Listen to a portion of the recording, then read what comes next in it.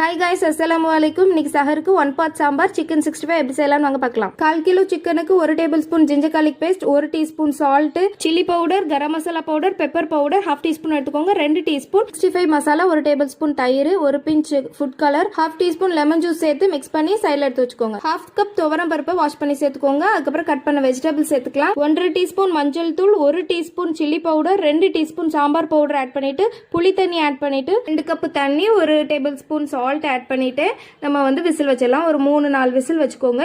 இப்போ சாம்பாருக்கு தாளிச்சுக்கலாம். கடுகு, உளுத்தம்பருப்பு, ஜீரகம், வரமிளகா, கருவேப்பிலை, வெங்காயம், எல்ஜி பெருங்காயம் போட்டு தாளிச்சுக்கிறேன். இப்போ பருப்பு வெந்துருச்சு. நல்லா கொஞ்சம் லைட்டாக மேஷ் பண்ணி விடுங்க, வெஜிடபிள்ஸ்லாம் மேஷ் ஆயிடாம. அதுக்கப்புறமா கொத்தமல்லி தலை இந்த நம்ம தாளிச்சதையும் போட்டு இறக்கணும்னா சூப்பரான 1 பாட் சாம்பார் ரெடி. பார்த்து வைக்கிற சாம்பாரை விட இந்த 1 பாட் சாம்பார் டேஸ்ட் சூப்பராகவே இருந்தது. ஊற வச்ச சிக்கனில் 1 table spoon rice flower, cornflour சேர்த்து ஃப்ரை பண்ணால் சிக்கன் 65 ரெடி. ட்ரை பண்ணி பாருங்க.